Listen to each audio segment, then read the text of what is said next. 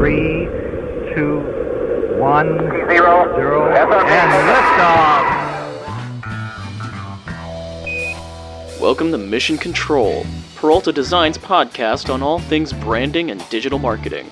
Since 2008, Peralta Design has launched hundreds of brands with award-winning identities and websites. Join our hosts Ramon and Jorge as they use decades of combined experience to tackle topics with past clients, industry partners, and the rest of the PD crew. At Peralta Design, we launch brands. But for now, let's launch right into this episode of Mission Control.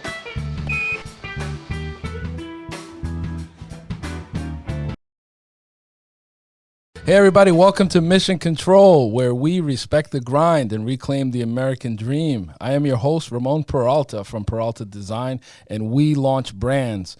Today's guest is the music director and founder of the American Chamber Orchestra. He's the music director and founder of the Connecticut Philharmonic and music director of the Greater Connecticut Youth Orchestras. He has also served as the music director of the Civic Orchestra of New Haven, Connecticut Valley Chamber Orchestra, the Troupers Light Opera Company, and Perrysburg Symphony Chorale, as well as the Associate Conductor of both the Perrysburg Symphony and the Bowling Green Philharmonic and Opera Theater Orchestras. Please help me welcome the Maestro himself, Conductor Christopher James Hisey. Hey. Wow, applause even. What a great introduction. Thank you so much, Ramon, for having me here. This is really great. And the music, the lead-in, that's hot, man. I got to tell you. I love it. Well, you're the music man. So when you started tapping, I said, okay. Yeah, we had a little dance party in the studio during the intro. That music was done by one of our web developers. Oh, really? Imagine. Yes. George Ramirez. Oh, that's awesome. awesome. Original. Yeah, he's also a rock star, Awesome. George, in more ways than one. So thanks for being here. My pleasure. Thank you. You're a busy man. Crazy. So you're here. We're in the studio. Tell us about yourself. What is your backstory? How did you end up getting this title, which is awesome, Maestro? I mean, I just think that's just, the conductor. Well, it's funny. When I was a kid, when I was growing up, when I was 7 months old, something like that, my mom tells me that I used to flap my arms to classical music in the back seat of the car as we were going places. And so I think it's just always been something that I was going to do. And, I was really fortunate to have some really, really fantastic mentors when I was in middle school and high school. And a guy by the name of Don Fantazzi, who is still around. He lives up in Torrington, gave me my first conducting opportunity when I was in 8th grade, I think. And I really had the bug ever since. Wow. And it was it's been a lifelong pursuit. Ended up going to the Eastman School of Music as a violist, and then out to Bowling Green State University in Ohio to do my conducting work, and then moved back home and have sort of been banging my head against the wall ever since, trying to figure out how to make this work, all the things that they don't teach you about conducting in conducting school. But, I've been really fortunate over the last several years and to get to where I've gotten. So, yeah. Well, kudos to your parents for playing classical music in the car. Yeah, they're both, my mom is a professional musician. Okay. My father is an accomplished amateur musician. He played cello and clarinet. He actually used to play in the Norwalk Symphony many years ago. And my mom is a pianist. She was the organist at our church for almost 40 years. She was the director of the Westport School of Music in Westport for 40 years. Wow. Yeah, and anyway, great musician as well. So it kind of wasn't a choice, I don't think. It's in your DNA. It is. It really is. Hardwired. Indeed. For this. And I have to admit, I think my first experience with being a conductor was probably Looney Tunes, Bugs Bunny. Oh, yeah. With the tuxedo with the tails. So that's what I pictured. Those are my favorite. Those are absolutely my favorite episodes when he's pulling batons out of his sleeve and doing all that crazy stuff. Yeah, that's the best. Conducting with his ears. Yeah, right. I wish I could conduct with my ears. And lift up. I've been working on that in front of the mirror. We'll see. So tell me, is it really? because for the uninitiated, it looks like you're just waving sticks in the air. It does But look like that. you really are the musicians really kind of following? Like, what is happening when you're doing that?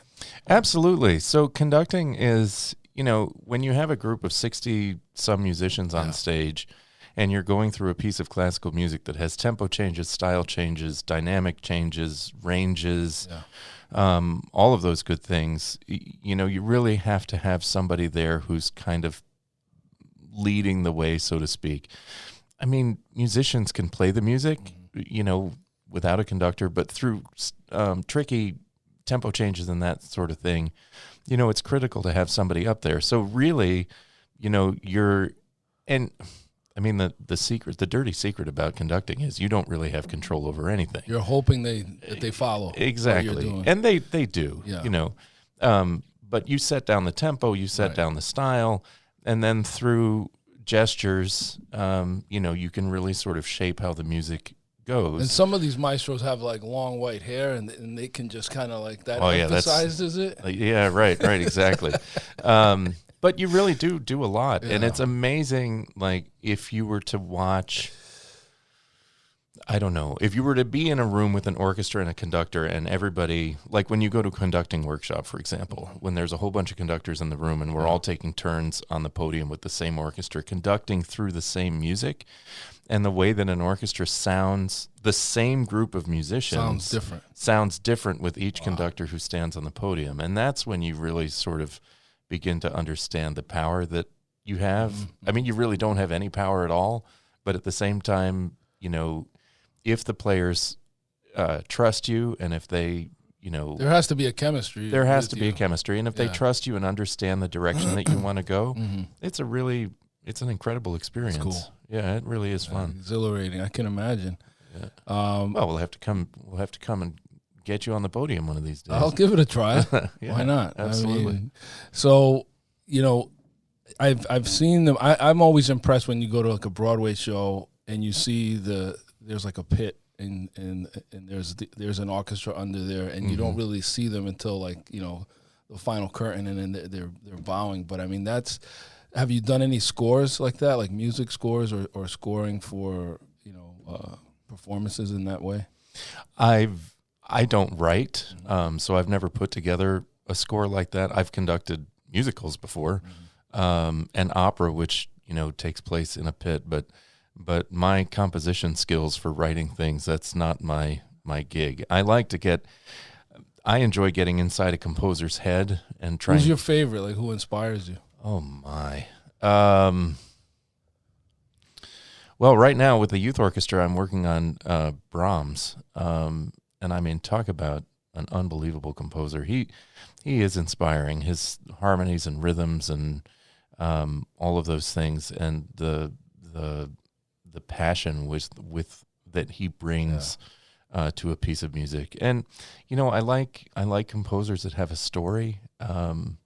If you talk about Shostakovich, who was a Russian composer who lived in the middle of World War II, for example, and the stories behind some of his music, he wrote an opera that was very, what's the word? It wasn't really anti-government, but it wasn't nationalistic either, and he actually got a letter from Stalin. Oh, wow. Stalin wrote him a letter and basically said...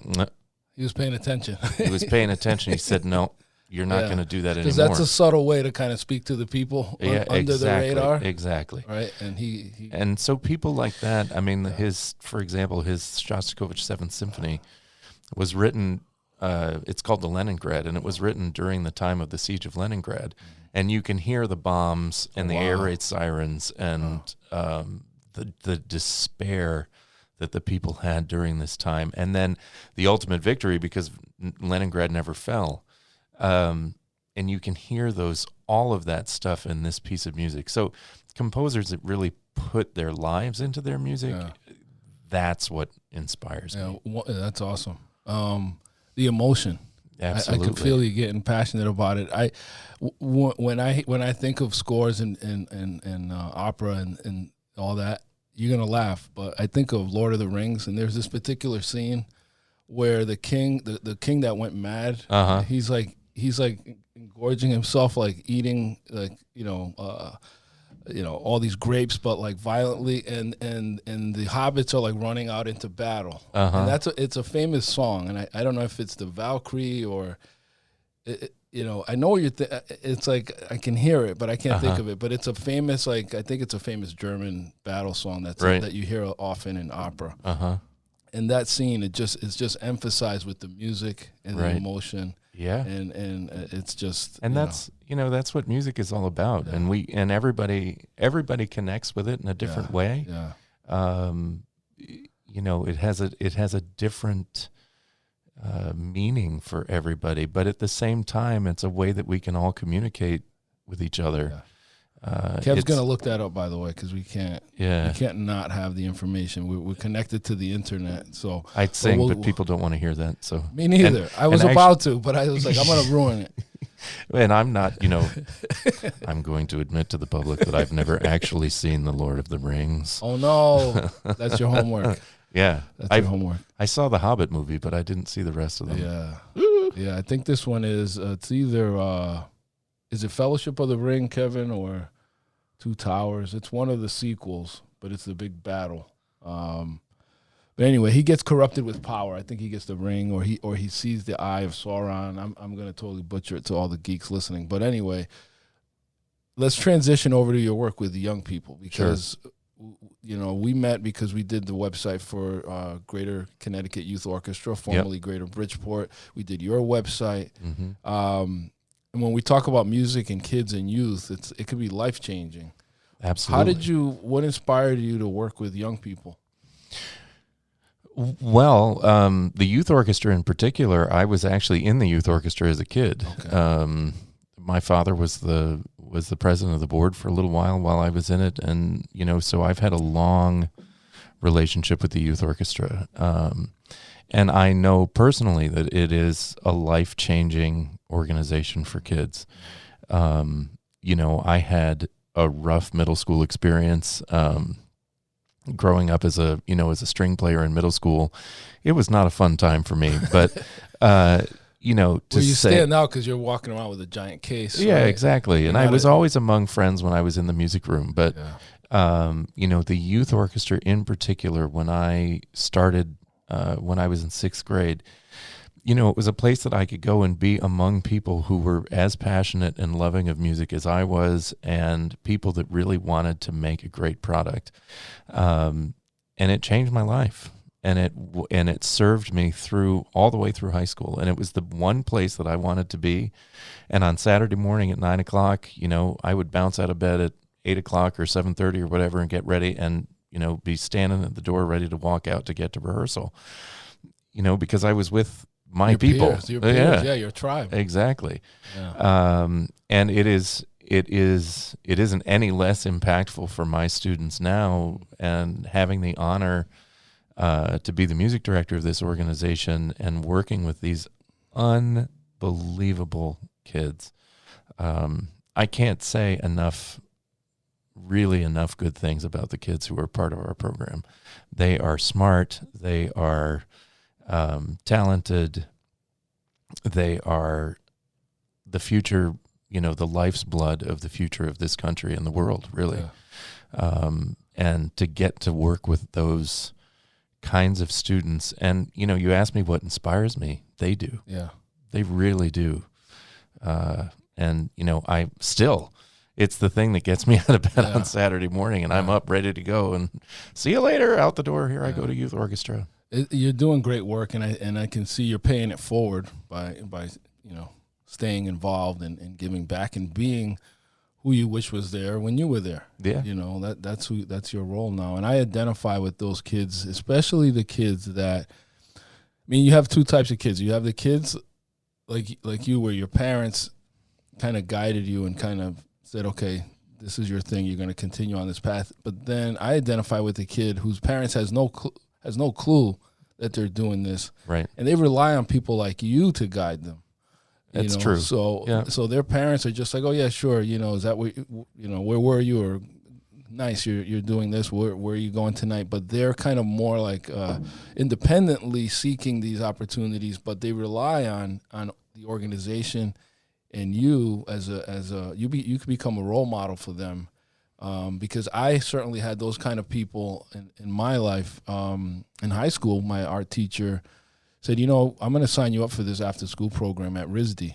And and it was subsidized, and my parents couldn't afford it. So I went, and that was a portfolio preparation course. It was the one day I didn't work at my dad's garage. I would go to RISD after school on Thursdays. I would walk to another part of town, to the east side of Providence. But being in the museum and painting from the portraits opened up my world. And I can see that happening with the kids in your program, where you're exposing them to music they would have never otherwise heard, and they're discovering their own gifts as musicians, and seeing you and saying, okay, there's a future in this. Either I can be a musician, or I can be a conductor, or a professor, or a teacher. Absolutely. And excuse me. In the any kind of art, be it performing or visual or what have you, it's so important for our kids today, because it teaches them that there is value in beauty, and it teaches them that there is value in relationships, especially in music, when you are sitting in an orchestra or a band, or any kind of band, a rock band, jazz band, concert band, whatever, that you have a human connection to the person sitting next to you, and you guys and everybody is working to produce something that is larger than themselves. And too many kids these days don't have an experience like that.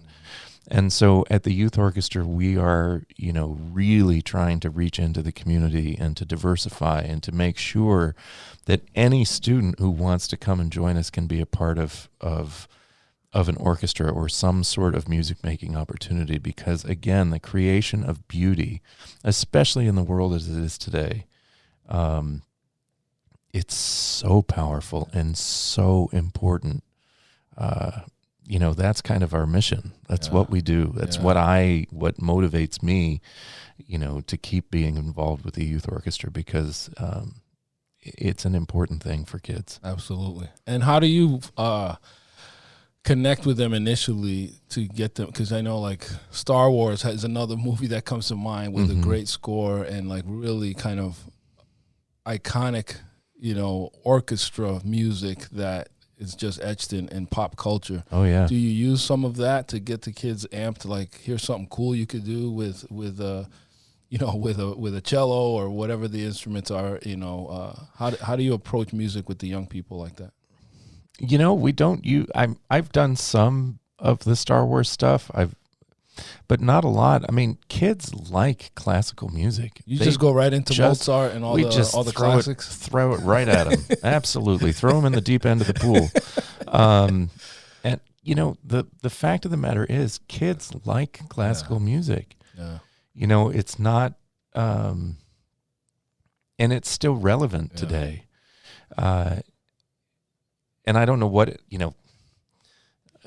I don't know what it is about classical music the kids like, but they do like it. Yeah. And when they understand that they're a part of it, there's no gimmick involved. Right. We sit them down in an orchestra, we hand them the music, and they play. And you watch. I mean, even my colleague Bruce Sloat, who does our string orchestra, which is the sort of entry level string group that we have. You watch his first rehearsal and he's giving the first instructions and they start to play.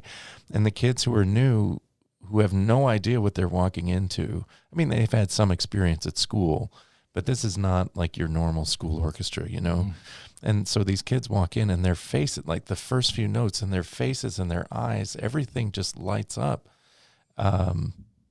So there really is, there's no gimmick involved, man. It's just, here's the music, let's go. There's got to be a special rise out of being able to play classical music.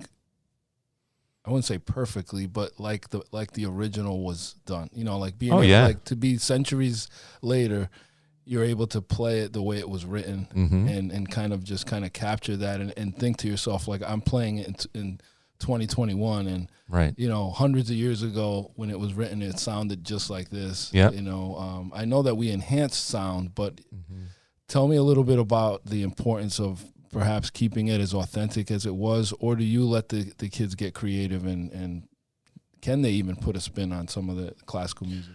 Well, sure. I mean, every time, I'm a believer that every time you play a piece of classical music, that it should be different, that you shouldn't, it shouldn't be some prescribed way that we're going to do this. I try not to over-rehearse my kids and try to teach them to pay attention and be in the moment.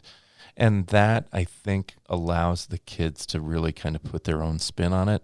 I mean, you're not going to have some kid stand up in the trumpet section and do some, smoking riff in the middle of a Brahms symphony. That's just not going to happen. In fact, there's an old joke about the jazz musician who shows up to a classical music concert, and they get to the slow movement, and the conductor's conducting away. And all of a sudden, this jazz trumpet player stands up, and he plays just this smoking riff in the middle of this piece. And they get to the end of the symphony, and the conductor yells at the orchestra manager. He said, "Get that trumpet player in my office right now." And the guy says, "What?" The trumpet player walks in. He said, "What are you doing?" And the trumpet player says, "Well, my part said take it, man." And there's a word in classical music that's tacet, T-A-C-E-T, that means sit out. Don't play. Like don't play. But he said, "Man, my part said take it." Oh, man. Yeah. So no, you're not going to have moments like that. But, you can encourage kids to, be in the moment and take chances, especially, solo wind players and things. And now I've gotten off track and I can't remember the question. Never mind. It doesn't matter. What's a success story that you've seen? Like, have you seen a kid just kind of do a 360, maybe a kid that was at risk or, down, and then just kind of transform through music? Yeah. Lots of times. Yeah. It's not just one. It's a lot of kids. I don't want to name names, but there was a kid several years ago who came to us and was involved in some stuff that he shouldn't have been involved in, and got involved in our program and realized the value of classical music and all of that good stuff, and that he was actually talented about it, and that there was a group of kids that actually cared for him, or a group of people, the kids in the orchestra plus our staff and all of that, who actually cared about him and who really had his back. And he's now a professional musician, like all over the place all the time playing. Yeah. Wow. So it happens a lot. Yeah. How did you guys make it through COVID? Because with the you think of particles, and now you have instruments, and so did that affect, or did you guys do anything with technology to kind of get through and keep the kids together? Yeah, we did. I mean, not our last, but the Leap Day and March 1st of 2020 was our last big concert event before the shutdown. And we immediately got online and continued to work with the kids over Zoom. Now, music over Zoom is not the greatest experience. But we ended up putting a virtual concert together at the end of June of 2020, where we did sort of the celebrity square thing, what's that show? Celebrity, I don't know. Hollywood Squares. Hollywood Squares, that's the thing, yeah. So we watch way too much TV. We did all the boxes and, came up with a great little performance, which was great because it kept the kids going. Yeah. And we live streamed Facebook Live. We had some local musicians around the area do workshops online for the kids and stuff like that. And then when we got to September, we were going to open, and I got cold feet and said, no, we're not doing this. I was afraid of, God forbid one of our kids got sick or the faculty or something. We had it all laid out, and I called Beth Ullman, our executive director. I took 2 weeks off at the beginning of August, and I sort of hunkered down at home and and thought about it. And I called her after I still feel bad about this. She had done all the work to get the entire season open starting in September. And I said, Beth, I can't do this. So we opened virtually in September, and we did another virtual concert, which was great in December. And then we were closed from January 21 until the end of February. And then we opened in March. March 6th was our first rehearsal, and we ended up giving a concert at the Klein. So we weren't virtual all that long, actually. And now we're full open again, starting in September. And we have a concert coming up on November 21st, which is awesome. Can't wait. And how that's great that it's, people I think are yearning to get back out there. Oh, yeah. And how are you dealing with the whole vaccine thing? Are some kids, because I don't think a lot of kids still are vaccinated. So are they doing masks? Are you? Oh, yeah. Everybody's in PPE. Everybody's wearing masks during rehearsals while playing. Oh, no. No, even the wind players. How? Yeah. So there are these playing masks. What? They have like a little hole? Yeah. Really? Yeah. They're made by a company, and they have a sort of opening that accordions, for lack of a better word. So you sort of pull the opening out and you put your mouthpiece in it, and then it closes around the mouthpiece. Oh, wow. So that you can actually play, and your aerosols aren't going to be, floating around the room. And we have bell covers on the end of the trumpets and flutes. That's what I was going to ask. Yeah. All of that stuff. And we even have special bags to put saxophones in. What? So, yeah, we're all heavy on the PPE. But, living in Connecticut, the majority of our students who are eligible for vaccine are vaccinated. Yeah. We're our staff is vaccinated. Fortunate on that, because there really are other states that it's a dumpster fire. It's a mess. Yeah. That's great. That's great to hear. So I want to spend some time allowing you to kind of go into your own website a little bit, what's on there and what people could find there, and then roll into the program and how can parents get kids signed up? What's the process on that, and how do we get some donors to be involved people that want to help? And one more thing, I know you have a concert coming up, so I do. Kind of take us through that. Okay, so my website is www.christopherhiseymusic.com. It looks fantastic, thanks to you and your team. I appreciate that. And on there, it has all of my concert dates for the next through June of 22. So if you need information about any of the concerts, youth orchestra, American Chamber Orchestra, whatever I'm doing is on there. First of all, how are you at all these places? Like, do you do anything else for fun, or is this kind of? Oh yeah, well, my work is my fun, but I do other things for fun. All right. Absolutely. All right. I have a wife and kids too. But I'm working on a cloning device. It's coming along very slowly. I can imagine. But that information will be on my website too when I figured that out. Well, you obviously have a very supportive family, because and my wife is a saint. Yeah. Yes, for sure. Without question. Yeah. I know I'm throwing all these questions out of nowhere, but are they musicians? Is your wife or your child? My wife is a professional flutist and educator. Okay. She teaches at Fairfield Country Day School. Okay. We're a private school family. I'm at Greens Farms Academy. She's at Fairfield Country Day School. She's the associate head of the performing arts there. Did you guys meet through music? Yes. I think I've unraveled something here. Let's have it. Boy, that's an incredible story. It's not scandalous. Are we really going to go into this story? Yes, absolutely. We are. Okay. I finally hit gold. You did. Yeah. Oh boy. Okay. Honey, I apologize in advance. So I was the best man at her first wedding. Okay. And her first husband was the best man at my first wedding. This is like an episode of Jerry or something like that. Yeah, right. You were the best man at her first wedding. At her first wedding, and her ex-husband was the best man at my first wedding. Wait a minute. Yeah. Okay. And this is good. It's not scandalous. I know everybody's leaning forward into their screen or into their headphones or whatever. No, I'm sorry to disappoint. It's not scandalous, but we were married within 6 months of each other. Mm-hmm. We were divorced within 6 months of each other. I didn't see her for 2.5 years. Wow. We ran into each other at a gig in December of 2010. To make a long story short, we got together for dinner one night. Nothing happened. Went our separate. No, nothing. Yeah. Went our separate ways.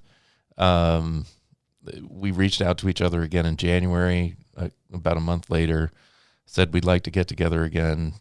She ended up having to go home for some family stuff. She came back over President's Day weekend of 2011. We got together again. We were engaged 5 months later and married 6 months later. Wow. Yeah. And we've been married 10 years. Congratulations. 2 kids, the whole deal. Yeah, it's great. Talk about the universe bringing you together. Oh, even in a different way, but yeah, absolutely. It did bring you together. Absolutely, without question. So that's awesome. She's a gift for sure. Awesome. And what about the kids? Are they musicians or have that talent? Yeah. Yeah. My daughter is playing piano.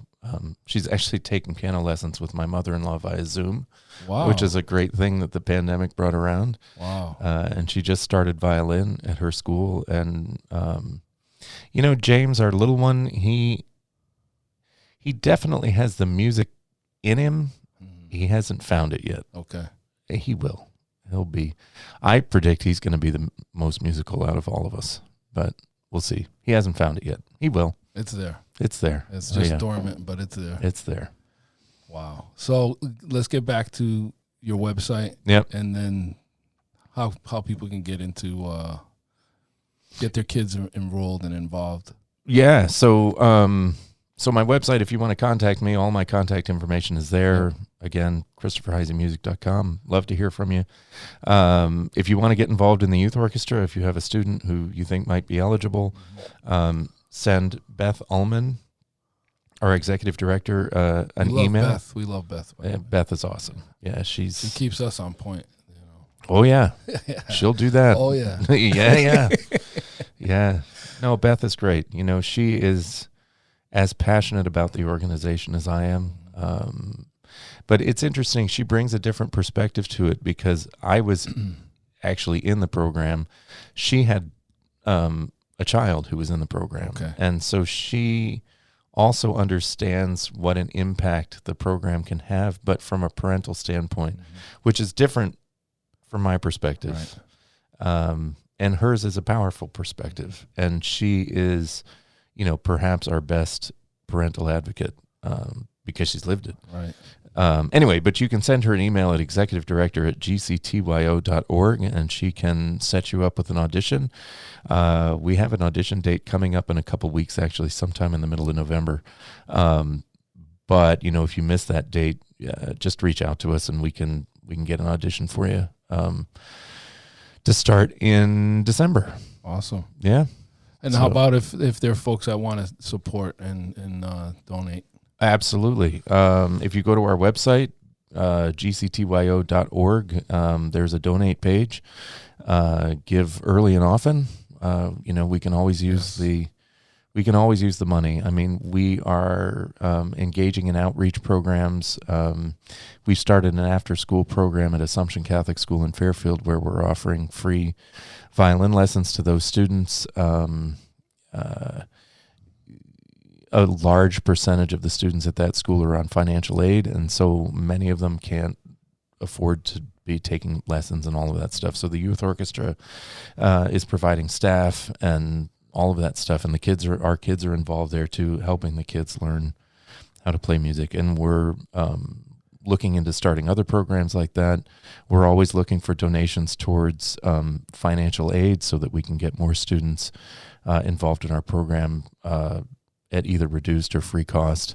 There's any number of things that a donor could help us work out. And hey, if anybody out there is interested in donating several $1 million to get us into our own building, we would absolutely entertain a conversation because it's something that we've been looking at for many years. And I'm sure that comes with some naming rights. So you Oh can yeah, have your, all kinds of stuff. your legacy. Yep. Tell us about the upcoming concert where I think a lot of folks might be able to experience. Yeah, music. so it's called the Jack Lawrence Fall Concerts. They are at the Klein Memorial Auditorium in Bridgeport on Sunday, the 21st of November, starting at 1 o'clock. 3 concerts that day. Our steel pan ensembles are going to be there, string orchestra, wind ensemble, the entire program. So they're really over the afternoon. There's an opportunity to hear all kinds of different genres of music across, the entire age range of our program, culminating with the principal orchestra at 7 o'clock on Sunday evening. We're doing the overture to the Magic Flute, Brahms' First Symphony in its entirety. Our top jazz ensemble is going to be there as well and has a number of really great charts on tap. So, come on down. Awesome. Love to hear it. Love to Awesome. see you. Yeah, we'd love That to be too. there. So, Chris, bonus round. Yes, sir. When you're in your quiet space at home, what do you listen to? Is it more classical? And if it is, what's your favorite? That's a funny question. I don't listen to a lot of music. When I do, it's largely classical. But truth be told, I like heavy metal. Okay. And I like hip hop Okay. and stuff like that. Stuff that has like really driving 90s rhythm. hip hop, I hope. Yeah, absolutely. Yeah, all right. Yeah. That always surprises people when I tell people that. But when I was a kid, I was a metalhead.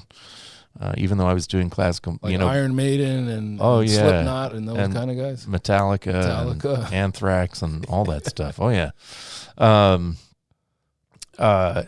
And I don't listen to a lot of that stuff anymore. But if you were to be in my car and drive around, Connecticut with me, I'm listening to CNN. I'm not listening to music in the car. Yeah. Obviously classical is at the top of the list, but when I do listen to music, and I don't Biggie listen Smalls. to a lot of it. Sure. Why not? Absolutely. I mean, I do music for a living. So Yeah, I hear when ya. when I'm at home, I don't want to be doing music anymore, Yeah. so I don't listen to it. I hear you, man. Listen, this has been a lot of fun. Oh, it has been a lot of fun. been Thanks, great having Ramon. I you really on. appreciate it. Yeah, thanks for being here. Absolutely. All right, everybody. Thank you for listening to this episode of Mission Control. Until next time, this is Ramon Peralta with Peralta Design, and we launch brands.